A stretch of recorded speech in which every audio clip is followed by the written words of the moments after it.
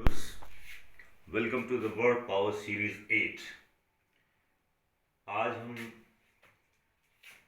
कुछ और Greek roots को डिस्कस करेंगे, जिसका मतलब होता है ब्लड या खून।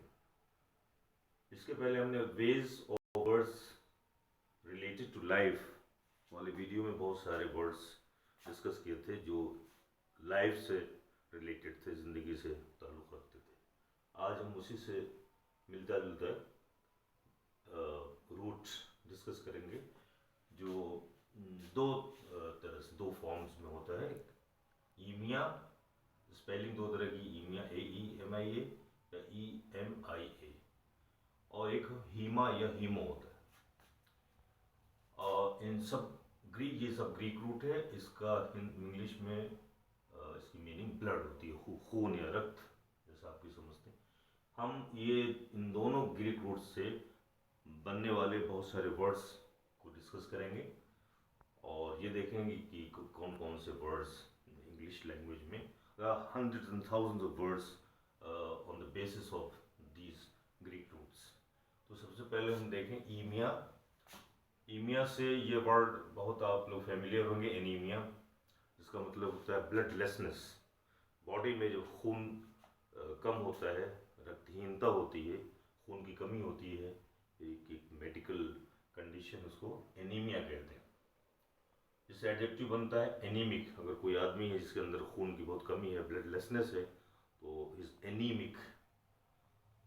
खून के, ब्लड के अंदर जब ग्लूकोज लेवल हाई हो जाता है, उससे वर्ड बनता है हाइपोग्लाइसीमिया। जब ब्लड में शुगर लेवल हाई हो जाता है, उसको हाइपरग्लाइसीमिया कहते हैं, और शुगर लेवल डाउन हो जाता है तो उसको हाइपोग्लाइसीमिया कहते हैं। और कभी कभी खून में ब्लड काफ़ी कम हो जाता है या नहीं के बराबर होता है, या ग्लूकोज लेवल जब डाउन हो जाता है तो उसको ग्लाइसीमिया कहते हैं। तो ब्लड में ग्लूकोज लेवल को मेजर करने के लिए एक इंडेक्स होता है, उसको ग्लाइसीमिक इंडेक्स कहते हैं। इससे पता करते हैं कि ब्लड में ग्लूकोज का लेवल क्या चल रहा है, ज़्यादा है, कम है, नहीं है, बैलेंस्ड है। तो ईमिया वर्ड जब भी आएगा उसका मतलब ब्लड होगा।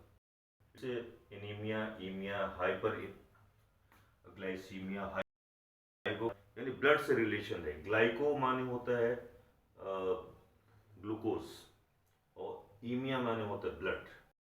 तो ब्लड और ग्लूकोज को इंडिकेट करने वाली बहुत सारे वर्ड हैं। एक और ग्रीक रूट है जो हीमा या हीमो कहते हैं, जिसका भी मतलब खून ही होता है, ब्लड ही होता है। इससे भी बहुत सारे वर्ड्स बने हैं, कुछ का हम कर रहे हैं। जैसे haematology, the science of blood, रक्त विज्ञान। स्पेलिंग दो तरह की होती, HE भी होता है और HE से भी होता है, दोनों स्पेलिंग एक्सेप्टेबल है। Haematology, that is science of blood. जो इस फील्ड का माहिर होता है, स्पेशलिस्ट होता है, एक्सपर्ट होता है, उसको हिमेटोलॉजिस्ट कहते हैं। और खून से रिलेटेड प्रॉब्लम्स होती हैं, उसको आप एडजेक्टिव बना सकते हैं, हेमेटोलॉजिकल कॉम्प्लिकेशंस। तो बहुत सारे वर्ड बनते हैं। हाइपोहीमिया या हाइपरहीमिया, जैसे हाइपरग्लाइसीमिया या हाइपोग्लाइसीमिया था, उसी तरह हाइपोहीमिया या हाइपरहीमिया, ये भी एक मेडिकल कंडीशन है। जो ब्लड ज़्यादा हो जाता है बॉडी में, उसको हाइपरहीमिया कहते हैं। और ब्लड का कंटेंट या लेवल डाउन हो गया तो हाइपोहीमिया कहता है। हाइपो मीन्स होता है नीचे, हाइपर मीन्स होता है ऊपर। इसी तरह हेमरेज वर्ड, काफ़ी लोग फेमिलियर होंगे हेमरेज वर्ड से, कि खून का स्राव, रक्त स्राव, ब्रेन हेमरेज वगैरह होता है। खून, ब्लड कैपिलरीज से जब खून बाहर आता है, उसको कहते हैं हेमरेज कहते हैं। ब्रेन में अगर कोई ब्रेन रप्चर हो गई, उसको खून बाहर आ गया, तो उसको ब्रेन हेमरेज कहते हैं। तो हीम, इससे एक और वर्ड देखिए, हिमैटोलिसिस या हीमोलिसिस, दोनों वर्ड मीनिंग एक्सेप्टेबल है। हेमाटोलिसिस, खून का ब्रेकडाउन, ब्लड के जो कॉप्सल्स हैं उसका अगर ब्रेकडाउन होता है तो उसको लिसिस, लिसिस मीन्स होता है ब्रेकडाउन। तो हीमोलिसिस या haematolysis, breakdown of words, sorry breakdown of blood, blood corpuscles. ये वर्ड हीमोजेनेसिस या इसी का इक्विवेलेंट है haemopoiesis. This is formation of blood. The process of formation of blood is called haemogenesis या हीमोपोइसिस। ये खून बनने की प्रक्रिया को हीमोजेनेसिस या हीमोपोइसिस कहते हैं। और वो टिश्यूज, वो ऑर्गन जिससे ब्लड बनता है, खासतौर से बोन मैरो से ब्लड फॉर्म होता है, तो उन टिश्यूज को हीमोपोइटिक टिश्यू कहते हैं। इस हीमोजेनेसिस से या हीमोपोइसिस से हीमोपोइटिक बन जाएगा, हीमोजेनेसिस से हीमोजेनेटिक बन जाएगा। तो वो टिश्यूज जिनसे ब्लड फॉर्म होता है उसको हीमोजेनेटिक टिश्यू या हीमोपोइटिक टिश्यू कहते हैं। और ब्लड में हम सब जानते हैं कि ब्लड में दो तरह के ब्लड होते हैं, WBC और RBC, रेड ब्लड कॉर्पसेस या वाइट ब्लड कॉर्पसेस। तो वाइट ब्लड कॉर्पसेस को टेक्निकली ल्यूकोसाइट्स कहते हैं और रेड ब्लड कॉर्पसेस को इरिथ्रोसाइट्स कहते हैं। तो वाइट ब्लड कॉर्पसेस के फॉर्मेशन के प्रोसेस को ल्यूकोपोइसिस कहते हैं। जैसे हीमोपोइसिस है, इसी तरह ये जनरल है कि ब्लड के फॉर्मेशन को हीमोपोइसिस कहते हैं, और वाइट ब्लड के ब्लड कॉर्पसेस के फॉर्मेशन को ल्यूकोपोइसिस कहते हैं, और रेड ब्लड कॉर्पसेस के फॉर्मेशन को इरिथ्रोपोइसिस कहते हैं। इसी अगर टिश्यू है, जिस टिश्यू से WBC बन रही है उसको ल्यूकोपोइटिक टिश्यू कहते हैं, और जिससे RBC बन रहे हैं या रेड ब्लड कॉर्पसेस बन रहे हैं उसको इरिथ्रोपोइटिक टिश्यू कहते हैं।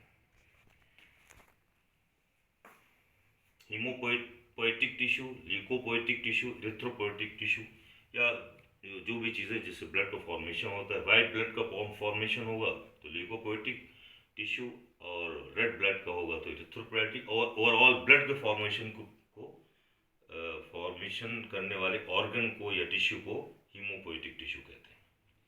तो ये हीम से भी बना है, इसका बहुत सारे वर्ड्स फॉर्म हुए हैं। हीमोफीलिया, इसका भी ताल्लुक ब्लड से है, खून से है। एक तरह का कि मेडिकल एबनॉर्मेलिटी है जिसमें ब्लड क्लॉट नहीं करता, अगर जख्म हो जाए, खून रिसने लगे तो क्लॉट न जमने की वजह से खून रिसता ही रहता है, तो एक एबनॉर्मल मेडिकल कंडीशन, उसको हीमोफीलिया कहते हैं। हीमोफोबिया, ये भी साइकोलॉजिकल डिसऑर्डर है, खून को देखकर आदमी अनकॉन्शियस होता है, तो कुछ लोगों को हीमोफोबिया होती है। तो इस तरह से देख रहे हैं कि बहुत सारे। यहाँ भी एक चीज़ बताना ज़्यादा ज़रूरी है कि एक ईमिया से ब्लड होता है और एनीमो से विंड होता है। कंफ्यूज हो सकता है आदमी। ANNAE ये तो ब्लड बताएगा, और ए नहीं होगा, सिर्फ ई होगा, एनीमो। एनीमो इसका मतलब विंड होता है। तो इससे कोई कंफ्यूज ना हो कि एनीमो मीन्स होता है विंड, हवा। एनिमोलॉजी, साइंस ऑफ विंड, और इसी से एनीमोमीटर बनता है, instrument which measures the velocity and force of wind. इन हवा की रफ्तार और उसकी ताकत को मेजर करने वाले इंस्ट्रूमेंट को एनीमोमीटर कहते हैं। इसी तरह निमैटिक बनता है, नीमा। एक एनीमो मीन्स विंड। जो बर्ड्स होती हैं, जो पक्षी होते हैं, जो मुर्गी वगैरह होते हैं, उनकी हड्डियां जो हैं निमैटिक बोन होती है, क्यों? उसमें हवा भरी रहती है, उसमें मैरो नहीं होता, तो इसीलिए उनकी हड्डियों को निमैटिक बोन कहते हैं। तो इसलिए यहाँ पे जिक्र करना ज़रूरी था कि एनिमो और एनीमिया मिलता जुलता है, तो यहाँ ANEMO, NE जब आएगा तो NEMO आएगा तो आप समझेंगे विंड है, और NAE आएगा तो समझ लीजिए ब्लड है। तो उसमें इस कंफ्यूजन को दूर करने के लिए ये चीज़ बताना ज़रूरी था। Hope you understand this Greek word and you are able to I hope that you have followed this discussion and you are able to strengthen and enlarge the scope of your vocabulary, and you're able to form and frame new words out of these Greek words. Thank you very much.